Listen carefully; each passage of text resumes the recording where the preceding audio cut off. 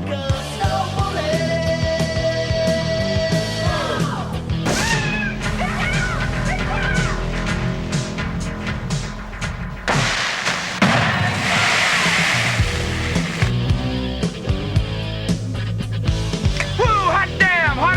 July. All right, let's do this. I finally got off my butt to finish my review for Slow Bullet. If you didn't already know, a while back I put out part 1, so I suggest you watch that one first to get a little bit of context of what the heck is going on. I had to freshen up and painfully watch this again after taking 9 months to finish this freaking thing. We last left off seeing our main character Buddy in a flashback of him and his girlfriend or wife or whatever she is doing some romance together. But before I fully start, I want to first mention that I actually reached out to one of the crew members who worked on Slow Bullet several months ago. I had the pleasure to speak with Brian Coghill, who is the special effects assistant as well as the weapons handler, and he later went on to work for Disney and do contract work for Lucasfilm. If you saw part 1 of my review, you know just how ridiculous I thought this heavy metal music was. And come to find out, Brian told me, the entire movie was basically a vehicle to get these bands out to the public to be heard. I was told on my second day of shooting that they were tied into Mama's home video in some manner. None of us on the Florida crew heard any of the music until we saw the film. The director, Wright, told us about the bands, but he never mentioned them after that first meeting.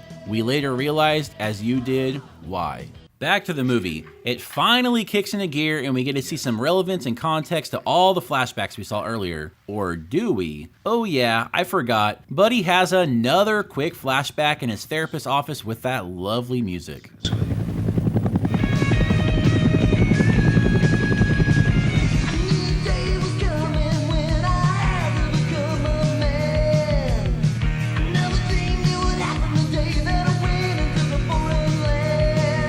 These flashbacks are never ending. We are then transported to his time in the war, and the story is pretty much seeing his fellow soldiers taken out one by one. There's actually some pretty intense moments in this last half. And of course, we can't get that without cringy moments, such as this tasteless rape scene. And first, I want to point out that the lyrics during the scene are, quote, "Bang bang, you're dead."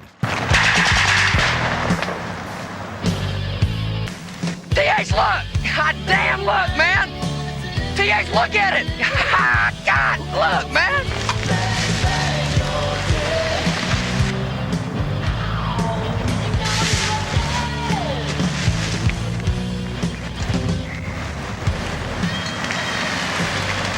Well, pussy's pussy. And for future reference, that character's name is TH, which stands for Trigger Happy. Another question I asked Brian, who worked on the film, was basically why or how this movie even got made, because almost everybody listed in the cast and crew don't have any other film credits to their name. He says, as far as the movie being made, as I said before, it was really a way to get the two bands' music out to the public. The uglier side of the film is the production company Mama's Home Video, which didn't pay their bills. Lights, cables, and heavy stuff, the company I worked for, was never paid for any of its parts. For the next while, nothing too interesting happens until the crew is taking a break and Romero takes out his black book. What's in it? Names of all my girlfriends. Really? Let me see it. It's so great too that the director thought this scene right here would be better to pause time so TH could open up a piece of gum. Yeah, a piece of gum, because that's so important. That's so random. You never put stars in a black book before. Man, ain't you ever fucked nobody? Who's this Roxanne chick? TH. Roxanne. She's a stripper. Tell you what I'm gonna do, kid. I know a few producers out in Hollywood. When we get back to the world, I'm gonna take you out and introduce you to them. I'm gonna make you a star. How about that? Really? Yeah, man. Tell you what, we'll split 50-50, just like Elvis and the Colonel. Okay, time out for a second. Did TH just suggest that he wanted to be Romero's agent in the porn industry or something? We went from the names of the girls that he's had sex with to TH name-dropping producers that he knows. And 50-50? What a ripoff. We'll be knee-deep in pussy. Ah, so classy. And if that earlier rape scene wasn't politically incorrect enough. Cowboy, who you writing to? Her name's Joy. Joy, huh? She's pretty good looking. Yeah, she's the prettiest girl in Oklahoma. You jammed her yet? No, what I mean is, have you fucked her yet? Hey man, watch your mouth. She's a good Christian, decent girl.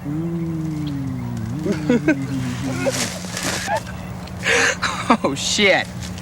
Cowboy, you mean she reads the Bible? Man, you better hope She's not horny when she comes to that part. The house shall spread joy. Hey man, fuck you! Going back real quick to my interview with Brian, he gave me several funny and interesting stories which I'll post in the video description because they're too long for this video, but to point out the degree of how low budget and amateur this movie was, there was a mishap involving pyro. One was a napalm run that cost us nearly $2,000, which in 1988, that was a lot of money for fire, and it actually went off without a hitch. It was a beautiful tornado of fire about 250 feet tall and 600 feet long. The camera operator had forgotten to filter the lens, so the entire shot that we could only do once was overexposed and pretty much unusable. Oh yeah, I almost forgot.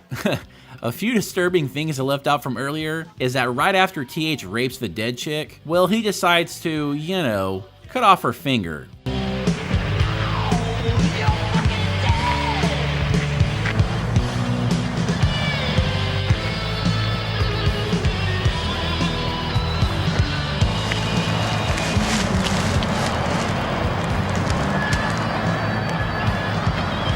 Just a little something for me to remember you by, baby.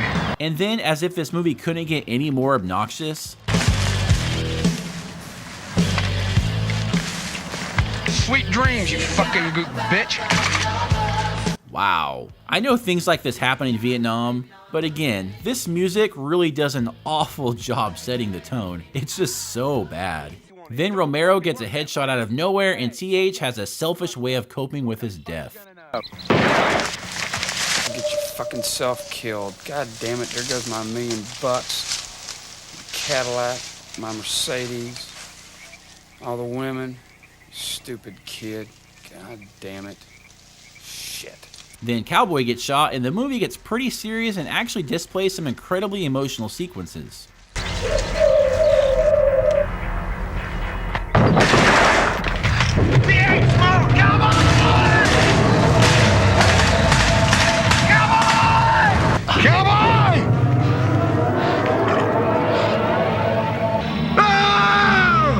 After these two ambushes right after another, you would think TH would know better not to go take a pee by himself. Oh,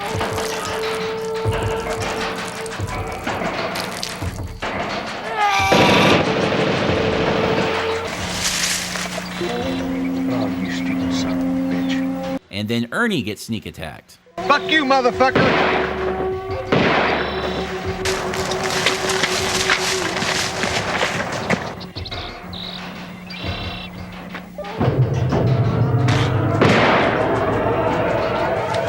In my opinion, these last few scenes are well done in terms of dramatic effect. After all of Buddy's squad is taken out, he does the only thing left to do: seek revenge.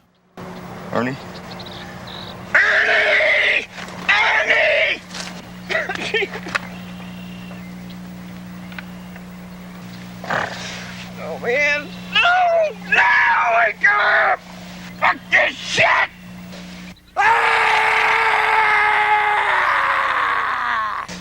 You motherfucking gook, you just bought the goddamn farm.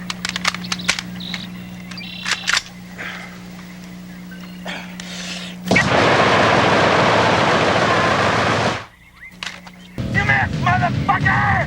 You missed again, your ass is fine! Too high. Chew this motherfucker.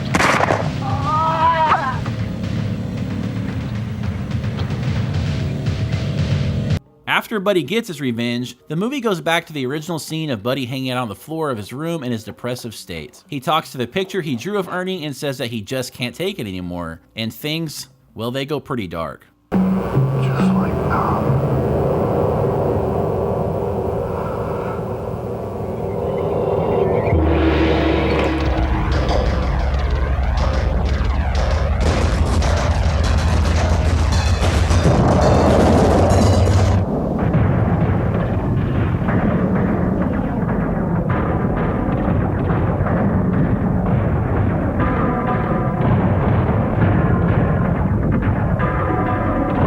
So yeah, what a depressing but also realistic ending of what many veterans went through. I have mixed feelings on this movie because the cheesy bad parts, I mean, they're basically on par with the good parts. And obviously there's no better way than to end this review than with the brilliant outro music.